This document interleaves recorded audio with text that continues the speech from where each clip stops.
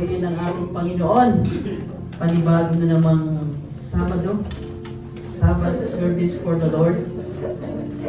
Amen. So, kamusta po tayong lahat? Gandang gabi po. Good evening. Amen. Good evening. Kahit na, ano po, mga galing pa sa trabaho, mga pagod, banda, praise God, kayo po ay nakarating pa rin dito.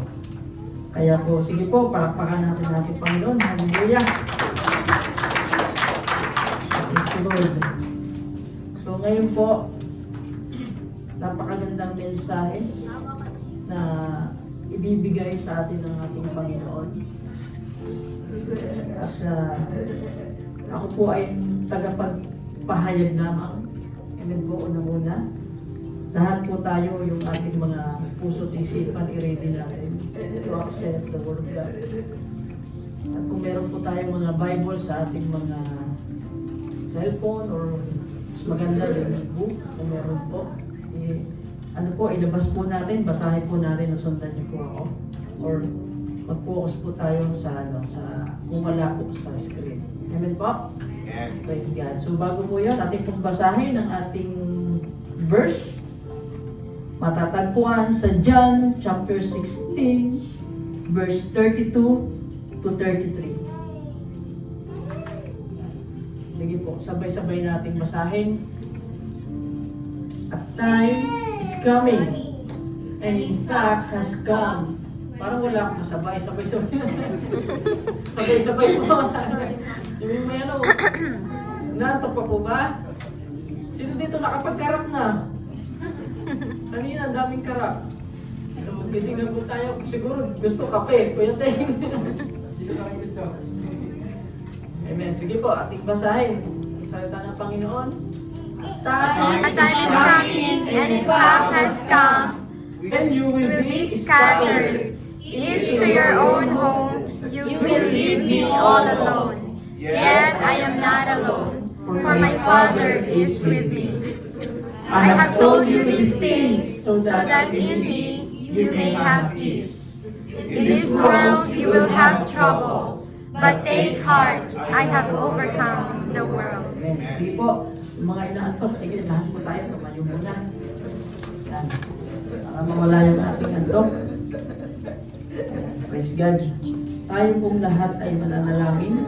Unang-una sa lahat, panalangin natin yung salita ng Lord na tanging banal na Espiritu lamang ang siyang magturo sa ating lahat. Yung ating puso at isipan, panalangin natin na hindi ma-distract ng kalaban. Amen po?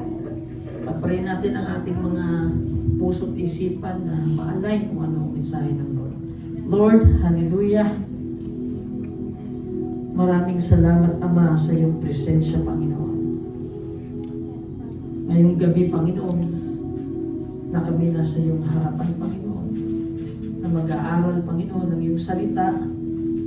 Dalangin namin ang puso't isipan namin, Panginoon, ay siyang, hallelujah, maging handa sa lahat ng salita mo, Panginoon, namin maririnig, Panginoon. Gamitin mo lang ako, Panginoon, bilang tagapagsalita mo lang, Panginoon. At hayaan mo ng pananampalataya ay mabaling sa iyo, Panginoon. At tanging pangalan mo lang palabi ang siyang maitaas, Panginoon. I pray, Lord, sa puso't isipan namin, Panginoon, na magiging handa sa iyong salita, Panginoon. At ang iyong banal na Espiritu, Panginoon, ang siyang lumubog, Panginoon. At ang gawa ng kaaway, Panginoon, na hindi makakapag-penetrate sa lugar na ito, Panginoon. I pray, Panginoon, na hindi, Lord God, masayang, Panginoon, ang iyong mga salita, Panginoon. At babalik sa iyo, Panginoon, hallelujah, ng may kagalakan, Panginoon. At ang lahat na nandito, Panginoon, ay magbabago ayon sa iyong salita. Salamat, Ama. Salamat, Panginoon. Ito ay samot dalangin namin sa pangalan ng Imanal na si Jesus. Amen. Praise God. Sige pa, tayo lahat ay magsiupo. Praise God.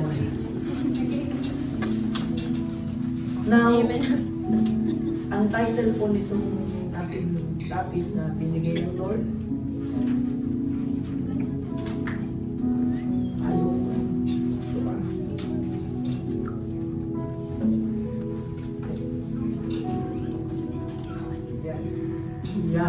po, anong nakalagay po dito? Overcoming because he overcame. He overcame. You overcame. Amen.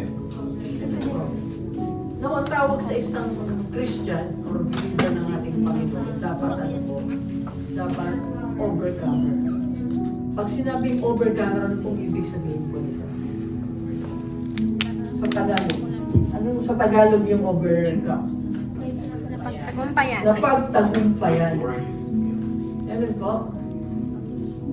Hallelujah. Or victorious. So, lahat po tayo, iba-iba man yung ating mga pinagdadaanan. Amen po. Iba-iba man yung ating mga ginagawa, mga trials. Amen po. Iba-iba man ito, pero isa lang yung magtatagumpay na kailangan po ay meron tayo. Ano po yun? Isa lang yung ating maaasahan. So iba-iba man yung ating pinagdadaanan, hindi po natin yan talaga mapapagtagumpayan if wala yung isang bagay na yun na napaka-importante. Ano po yun? Ito yung pananampalataya natin sa ating Panginoon. Ano po? Kung wala ang Lord sa buhay natin, mahihirapan po tayong solusyonan ang lahat ng problema. Amen. Amen po. So, ngayong gabi, pag-aaralan natin, bakit sinabi ng Panginoon yung bagay na to.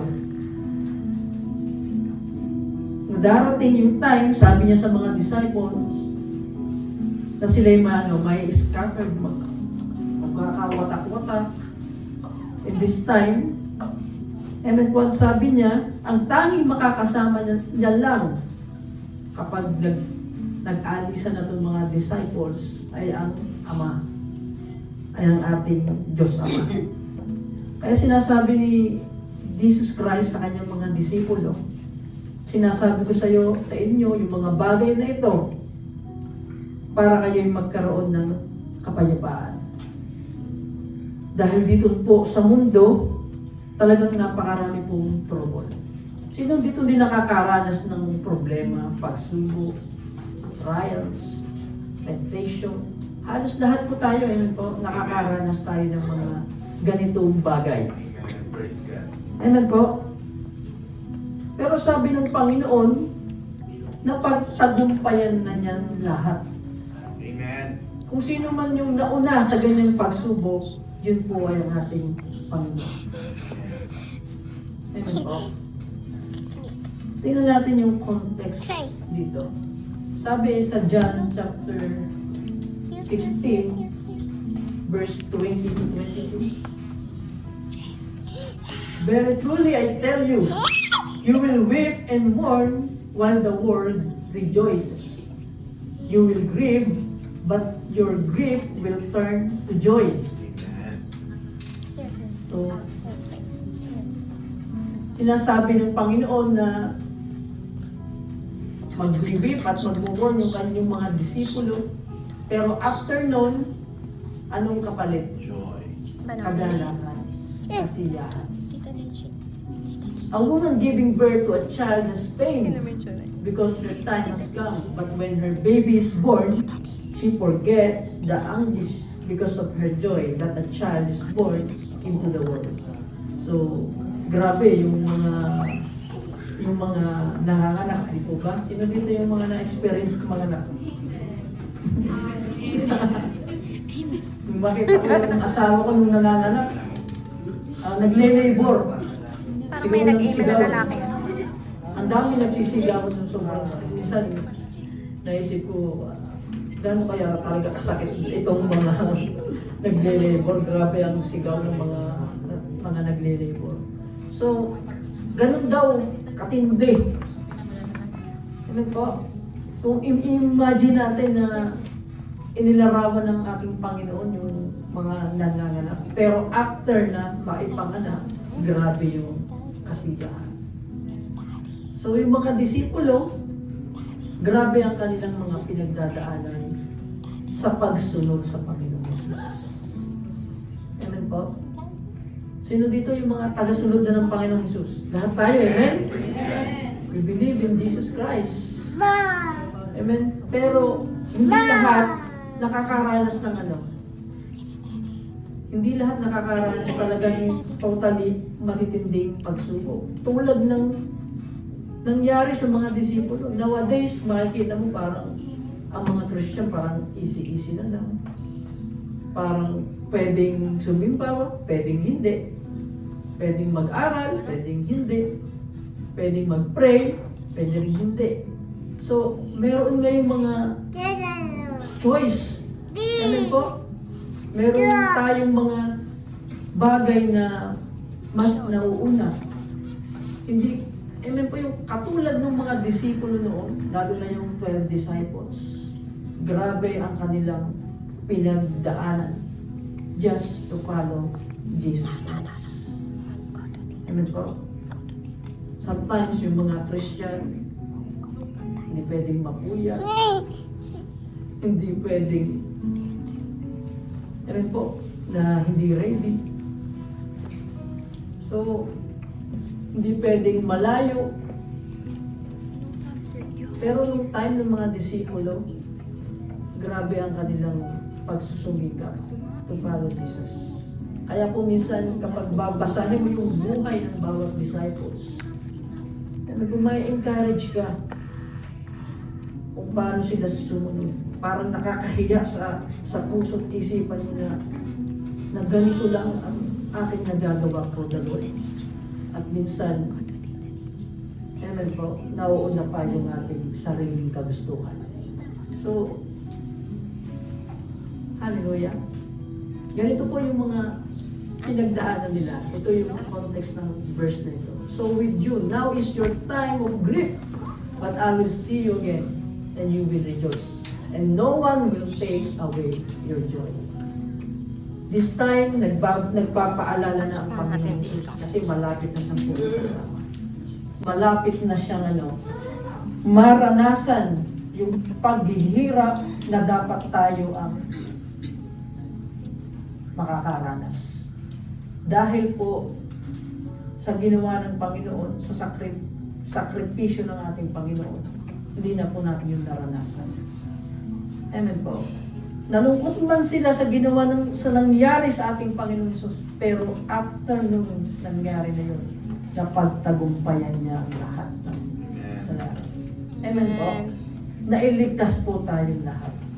Kaya po, even yung sarili natin, kahit i-google natin 100% ka sa Panginoon palagi, kulang yan nakabayaran sa ginawa ng Lord sa ating buhay.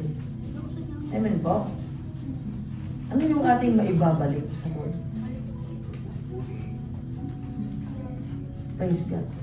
Yung magpuri, magsamba, na minsan naniniglect pa.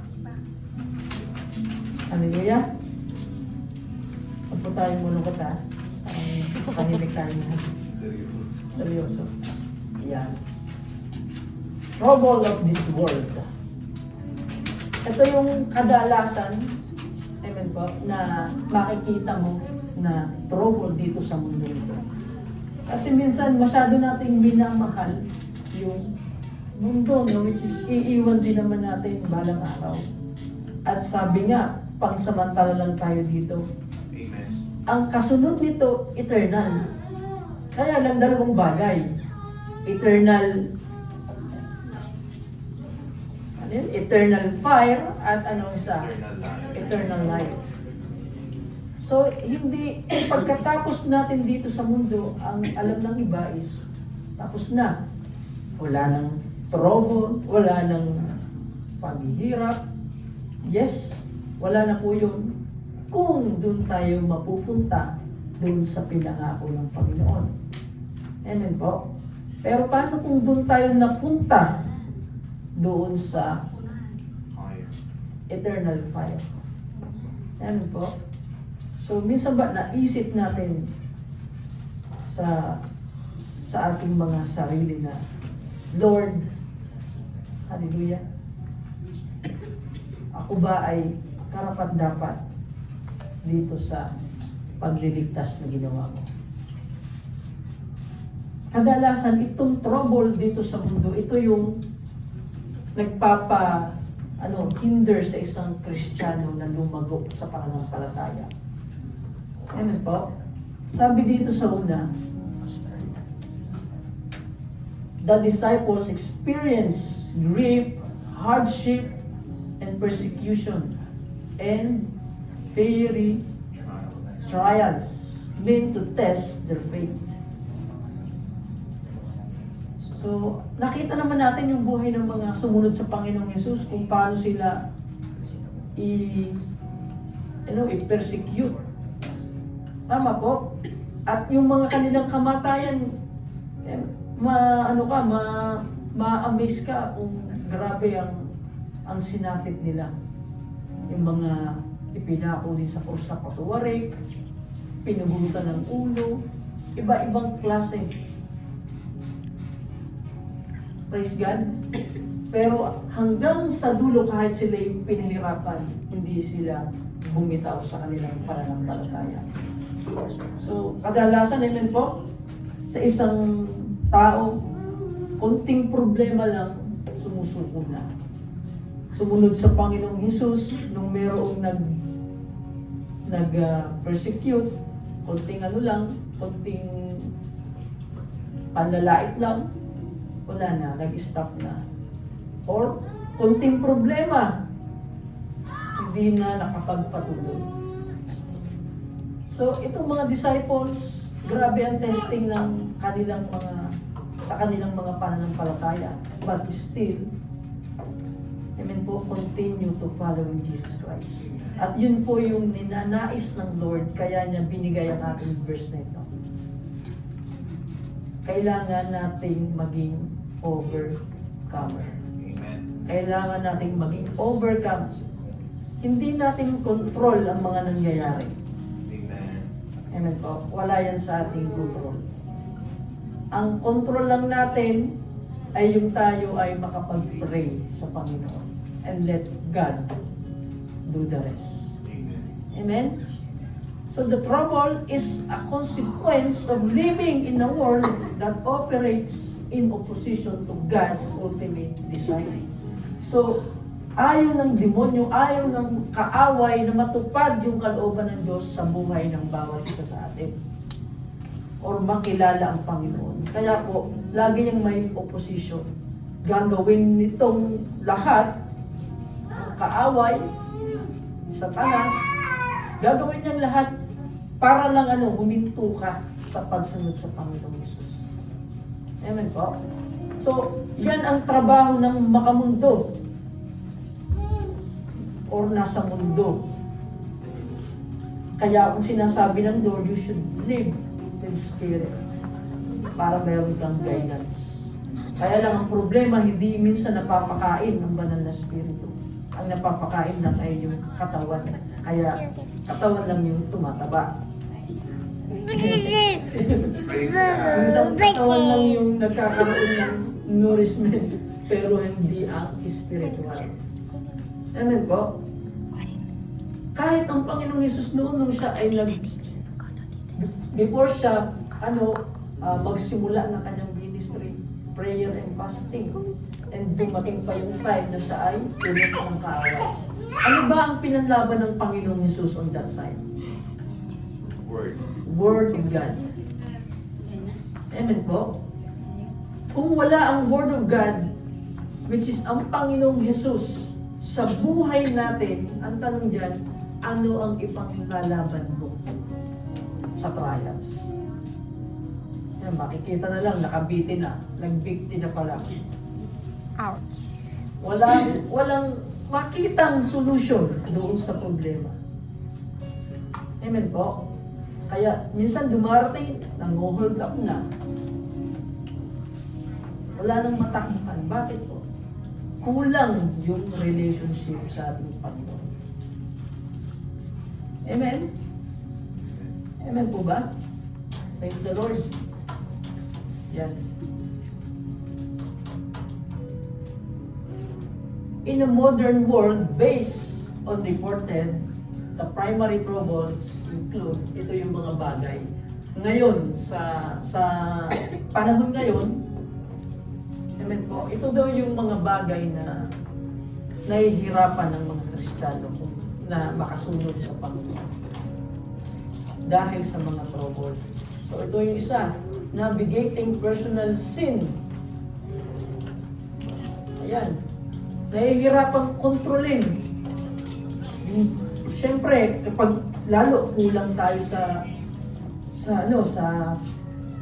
pagdarasal, kulang tayo sa pagbabasa ng salita ng Diyos, even kulang tayo sa pag-attend ng gawain for the Lord, tingnan nyo, nangyayari, nanlalamig. Unang araw, absent yan. Wala yan. So, sa isang linggo, mabs ng isa. So, sunod, dalawa na yan. Sunod, tatlo na. Hanggang sa hindi na maka-attend. It's not only sa pag-attend. Amen po, ito na parang resulta lang yun, yung ating talagang commitment sa ating Panginoon. Ang isang pinakamahalaga yan, dyan, amen po, ay yung nakagisnan mo nang ikaw ay tumanggap sa Lord, kung gaano ka kainit noon. Amen? Ang nangyayari minsan, kapag ang isang tao ay nadadala ng iba't ibang problema, halos wala na talagang time para sa ating Panginoon. So, nahihirapan niyang kontrolin, nagkakasala na. So, isa yung dahilan kung bakit, amen po, yung mga Kristiyano ay hindi talaga umusad. Pangalawa, maintaining a consistent prayer life. Nagkukulang sa panalangin. Wala nang time, wala na yung devotion, wala na yung time to pray. Amen po? At kadalasan po, nangyayari yan na nakakalimutan na talagang makipag-usap sa ating Panginoon. So, kung ang sagot sa lahat ng problema is panalangin, paano kung magkulang ka ng panalangin, kulang ka sa panalangin? So, saan nahahanap ng solusyon? Wala namang i-answer kung wala namang tumawag. Kaya sabi ng Panginoon, binigyan tayo ng action eh. Pray, seek, knock, and sabi niya? Find. Meron po ang isang Kristiyano, amen po, dapat gawin. Hindi pwedeng, ito yung problema, ihiga na lang ako.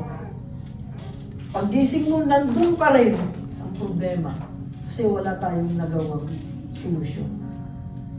Amen po. Kaya po, hallelujah, praise God. Hindi lang lahat tayo, hindi lang po kayo yung tinuturuan, pati rin lalo yung mga nagpapahayag ito ng salita ng Panginoon. Siyempre, once you meditate the Word of God, lagi nang merong fresh revelation ng Panginoon. Amen po. Ano pang isa? Managing the tension between cultural conformity and biblical faith. Yung mga nakasanayan. Siyempre, once na ikaw ay lumalapit na sa Lord, lumalalim na sa Panginoon, may mga bagay na inaalis ang Lord sa buhay natin. Na mga bagay na hindi nakakalugod sa Lord. Minsan, isang Kristiyano struggle sa bagay na to. Amen po? Minsan, yung may mga bisyo na itong mga bisyo na ito is nakaugalian mo nang gawin. Pero nung ikaw ay lumapit sa Lord, na bago ng Panginoon, amen? So, nagkakaroon ng pagbabago. Natatanggal mo na isa-isa yung mga bagay na yun. Pero, ang mahirap is kung nababalik-balikan pa rin natin. Minsan, ang isang Kristiyano na i-struggle. Pag nagkaroon ng problema, bumabalik uli sa ganung sitwasyon. Amen? Na-bless, okay? Go for the presence of God, testimony. Grabe, ang init. Pero nakaranas ng pagsubok sa pananampalataya. Amen po? So nawawala minsan yung init sa pananampalataya. So yung nababalikan yung kinaugalian. Minsan, even yung bisyo na binitawan, bumabalik ulit. Lalo kung mayroong ibang mga pananampalataya, iba yung paniniwala doon. Kapag nakaranas ng discouragement sa paglilingkod sa Lord, bumabalik ulit doon sa ganong sitwasyon. Kaya po, tinuturuan tayo ng Panginoon, amen? Hallelujah, na maging consistent. Hindi dapat ang isang Kristiyano ay paurong. Dapat po, amen po, kung gaano kakatagal nagsiserve sa Lord, dapat talaga nakikita yung bunga at resulta. Amen? Amen. Hallelujah. Dahil ang salita ng Diyos is buhay. Amen. Hindi ito isang salita lang na sa isang libro na binabasa na, amen, magkakaroon tayo ng knowledge. Ito ay isang libro ng buhay na which is kapag po ito ay talagang naisapamuhay, talagang makikita at makikita ang pagbabago sa isang tao. Amen. So yan po yung mga bagay na struggle o nahihirapan ng isang Christian. Amen? Na ma-overcome. Yan. What are the troubles you are facing now? Sige, tanongin mo yung mga katabi. Ano yung What are the troubles we're trouble facing mo now in ngayon? following Jesus? Siguro kapag sinagot kayo, baka hanggang mamaya na. Hindi na matapos. Sa dami ng trouble. Follow me pala. Ang tanong, baka marami kang trouble pero di ka naman sumusunod talaga sa Panginoon. Ano yung trouble mo ngayon ng ano? Nung ikaw ay sumusunod sa Panginoon. Ang iba baka walang trouble kasi hindi sumusunod. Alam niyo, natural sa isang followers of Jesus Christ ang makaranas ng trouble. Kasi kung yung mga disciples nakaranas, even ang ating Panginoon, ano pang ina-expect natin? Amen po? Ano pang i-expect natin dito sa mundo? Kung ang ating Ama mismo ay naka-experience ng trouble. Kaya po ang encouragement niya, we should overcome. Dahil siya na sinusundan natin, ay kanya nang pinagtagumpayan. Amen. So wala na pong kasalanan, wala na pong mga trouble pa na pabagsak dapat sa atin. Amen. Amen? Amen. Hallelujah. Praise the Lord. Palakpakan natin ng Panginoon. Praise God. Yan. Isa sa verse na binigay ng Panginoon, ito yung sinabi ni Peter. Ano yung pass dito? Fiery ordeal. Ang ibig sabihin niyan is talagang matinding pinagdadaanan. Subok. Ang sabi ko dito, do not be surprised. So kapag matitindi yung ating pinagdadaanan, wag na po tayong masurpresa na bakit may ganito, bakit nangyayari ito. Wag na po tayong masurpresa. Sabi ni Peter, dear friends, do not be surprised at the fiery ordeal that has come on you to test you. Ibig sabihin, tinetest lang po yung ating pananampalataya. Amen po? Yan. As though something strange were happening to you. Sometimes, hallelujah, kapag tayo ay nag-decide to follow Jesus sa ating Panginoon Jesus, hindi po masasabi, even ako, di ko pwedeng sabihin na easy lang, madali lang. Amen? Kung ang Panginoong Jesus ay nahirapan, tayo ba ay hindi din mahirapan? Amen?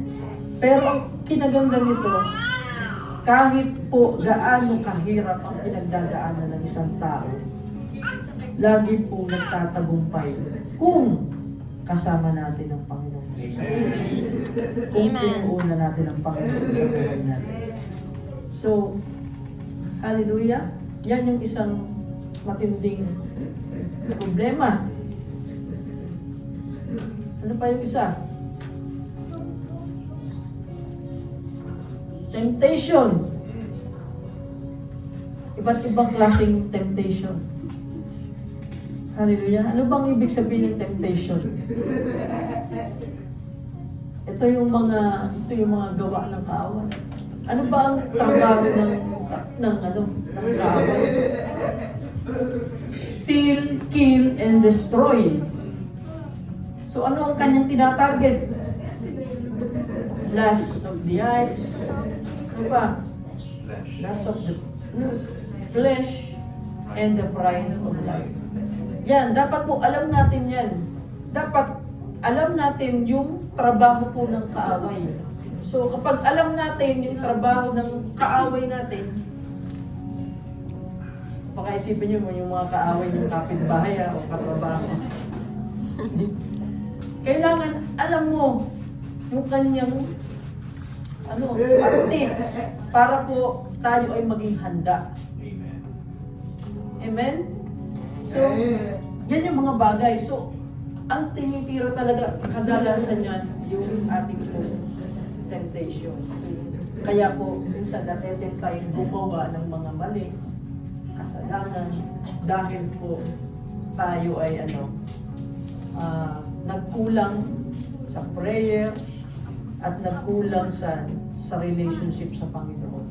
So, kung wala po tayong Panginoong Jesus totally sa buhay natin, madali po tayong matetempt.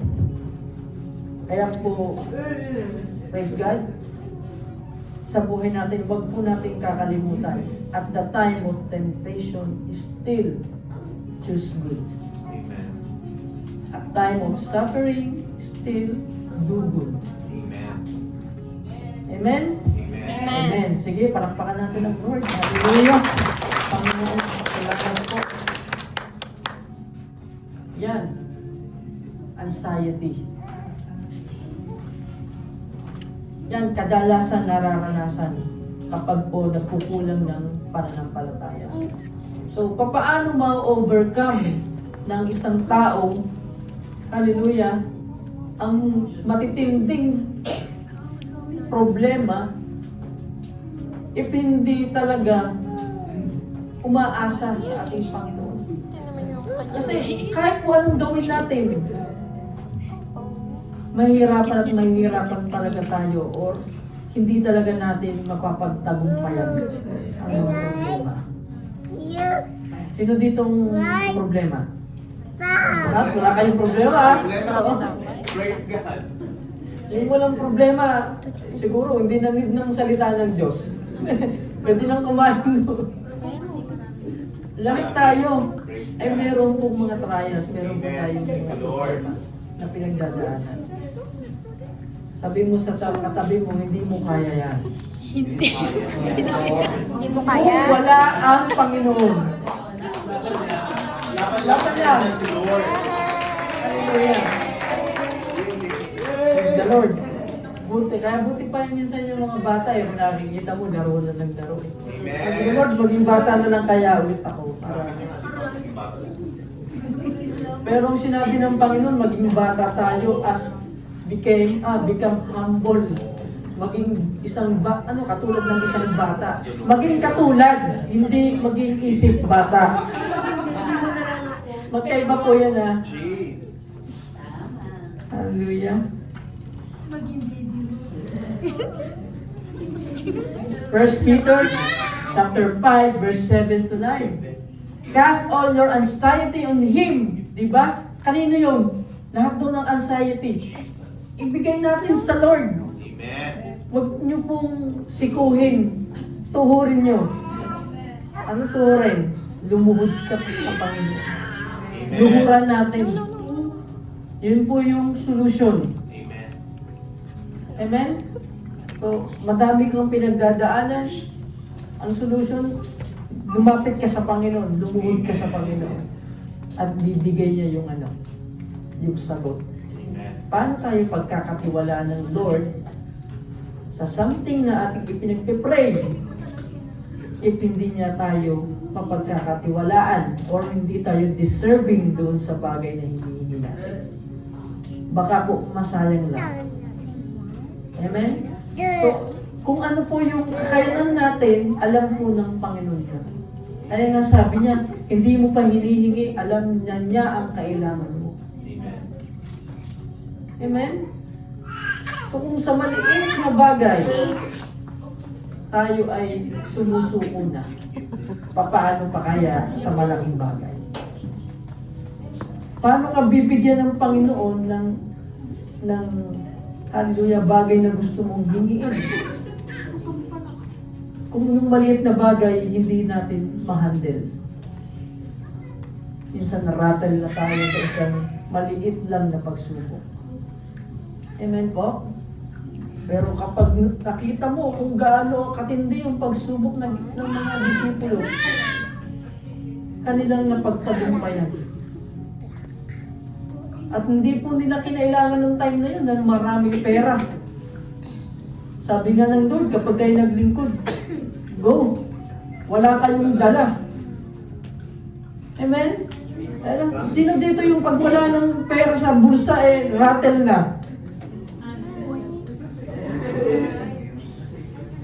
Hannah Marie. Pag wala nang laman ng card, wala na. Hindi na alam ang gagawin. Nanginginig na. Sanay ako lagi wala. Amen po.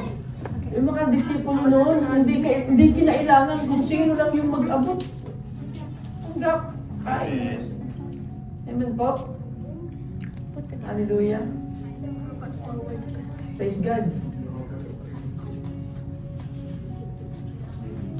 Hindi po tayo pababayaan ng ating Panginoon. So be alert and of sober mind. Your enemy, the devil, prowls around like a roaring lion. Yan. Lagi po yung nakamasid, nakaabang, looking for someone to devour. Resist him. Ito po yung, ito yung kailangan gawin ng isang Christian kapag may temptation. Resist him. Kailangan nating i-resist. Flee. Yung sinasabing otokso, layuan mo ako, hindi po yung lalayo. Kahit anong gawin mo, hindi yung lalayo. Lalapitan at lalapitan ka ng tukso. Sino po ang lalayo at sino po yung magre-refuse? Tayo po yun. Tayo yung mag-decide to resist. Kaya minsan palagi napapagbintangan yung demonyo Pero ikaw mismo yung talagang gumagawa Kaya minsan, sinong nagsabi nun na sabi ng demonyo, ako na naman. Yung pala, ikaw talaga yung may gusto nun. Fix me up. Amen? Tama po ba? Natatawa yung iba. Parang may experience. So, hallelujah. Because you know that the family of believers throughout the world is undergoing the same kind of sufferings. Kung nakakaranas tayo ng sufferings, amen? Naranasan na po yan noon ng mga nakaraang pang mga followers of Jesus Christ. Amen? Dapat hindi na ito bago sa atin. Praise the Lord. Hallelujah. Yan. Saan po natin yung sinabi ni Roy T. Bennett? Sabi niya, it's instead of complaining about the problem and blaming others, start finding the solution. Amen. Tama po ba? Praise the Lord. Imbis na tayo mag-complain sa sitwasyon natin, bakit hindi na lang natin talagang hanapan ng solusyon? Amen? Kaya lang itong si Roy Bennett ay namatay ito sa plane crash. So wala nang solution doon. Just the stories of Jesus Christ na yun. Amen? Praise God. Kaya po, bising pa po ba tayo? Amen. Ikaw sa pagkakot. Amen. Huwag po tayong pa-distract kung ano man yung mga bagay na ano. Ito na nga pinag-aaralan na nga natin yung solution. Amen. Mamaya mo na isipin yun. Ha? So, ito ang sinabi ng Panginoon na solution. The solution Christ provides. Amen? Hindi po tayo dito? Hindi po tayo? Yan. Sayin po natin yung binanggit sa ating leaders. In this world, you will have trouble. But take heart, I have overcome. Amen. Amen? Ang sabi pa ng Panginoon dito, talagang dito sa mundo, trouble pa ang binabanggit ng Lord. Pero ang solution niyang binigay ay, anong sabi niya? Take heart. Ano bang ibig sabihin nun? Yan, babasahin natin. Meaning of take heart. Take heart comes from the Greek word parseite, which means to have courage, be of good cheer, or possess confidence. Amen. So yan yan yung ibig sabihin yung binigay ng Lord na solution. Una is, ano sabi? To have courage, Amen. be of good cheer, at possess confidence. So, praise God. Ito yung dapat i-apply. Amen po? Kaya lang minsan pag distracted ka ng problema, makakapag-cheer ka ba? Kaya mo bang magkaroon pa ng confidence?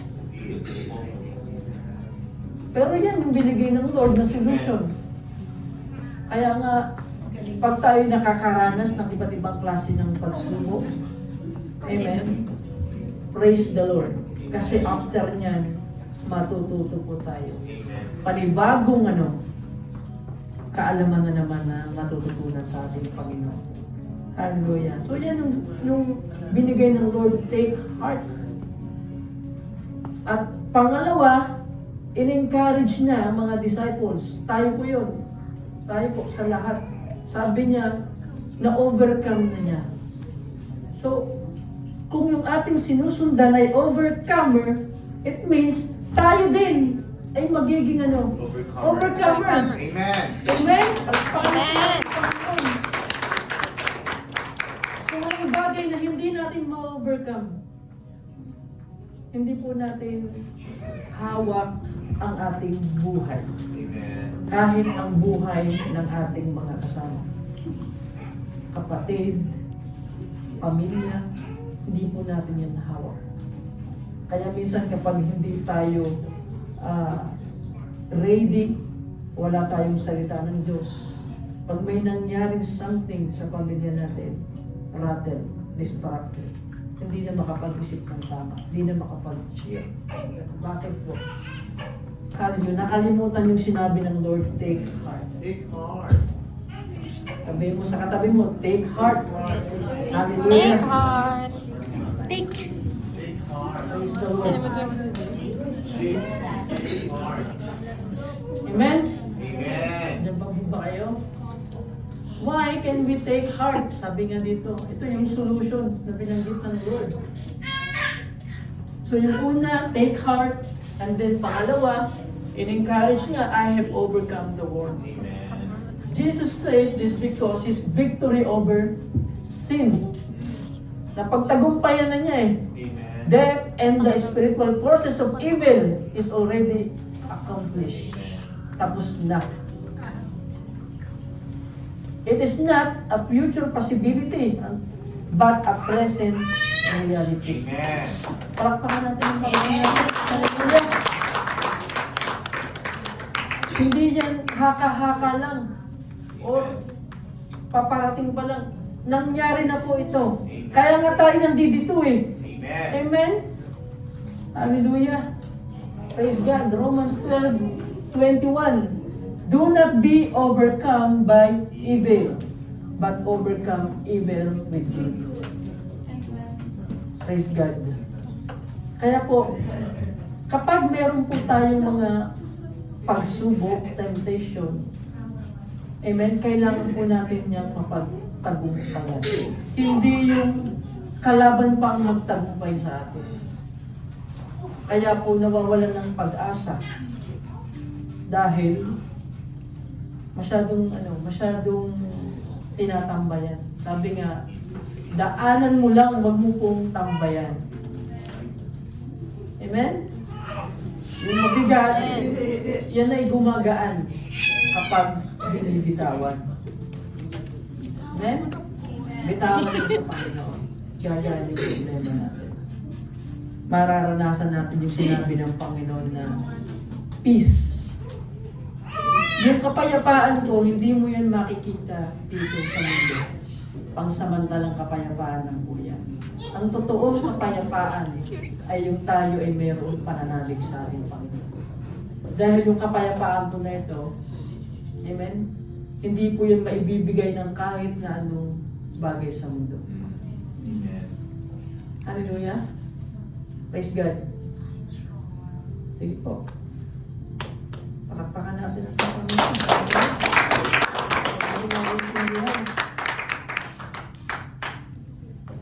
Yan. Sige, basahin po natin. Dito muna tumingin. Huwag muna kay Jace. Mamaya na kay Jace. Kasi mas importante. Peace in the middle of the storm. Ano ba yung nire-represent ng storm? Problems. Problems. Challenges.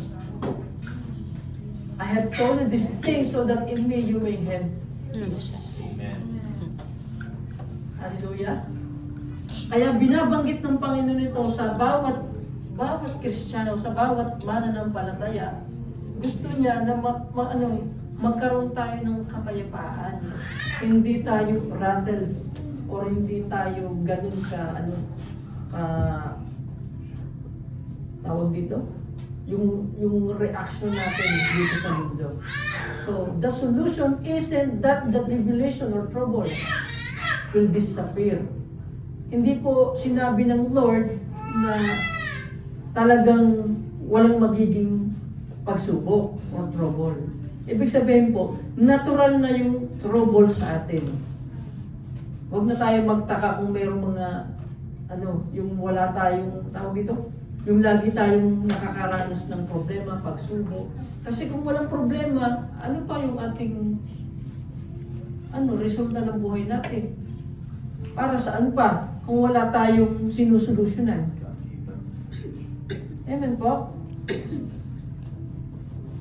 Kaya po, kaakibat po yan, habang nabubuhay tayo, talagang kasama na po natin yung problema.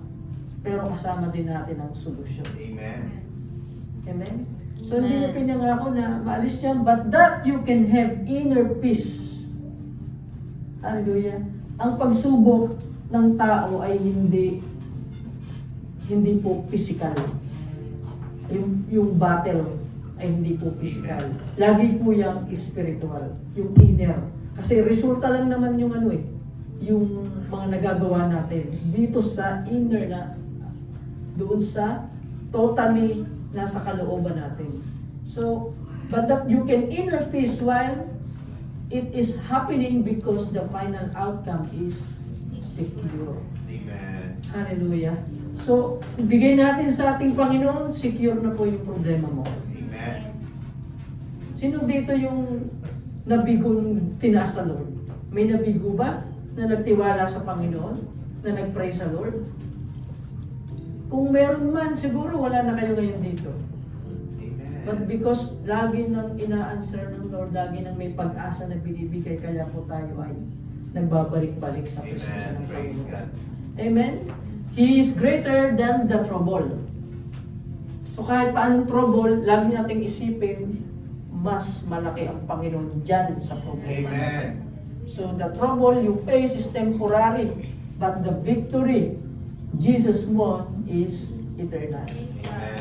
Hallelujah. Sige, una po tayong palakpak sa ating Panginoon. Praise God. Lapit na po tayong kumain. Kaya po tayong malumbay. 1 John chapter 4 verse 4, you, their children, are from God and have overcome them, because the one who is in you is greater than the one who is in the world. Amen. So, hallelujah. Kaya po, expected natin kapag may problema, itong demonyo talaga totally ayaw kanyang lumago sa pananampalataya. Gagawa at gagawa ng paraan para po tayo ay masira, madistract. Pero mas malaki doon ang ating Panginoon Jesus. Amen. Ano lang yun? Wala pa sa ganito kung tayo magtitiwala sa ating Panginoon. Amen? Hallelujah. Being an overcomer means holding fast to faith until the end. Hindi sa una lamang. Recognizing that Christ has already won the victory over sin and death. So, lagi po natin yung isa puso i-recognize ng Panginoong Jesus. Hallelujah. Kung ano man yung ating mga pinagdadaanan na ang hirap alisin kung kasalanan na gagawa natin. Lagi po natin tandaan na meron nang nakaranas at nagtagumpay dyan. Yun po yung mga taong naniwala sa Panginoon. Yung mga taong nanampalataya at sumunod sa Panginoon.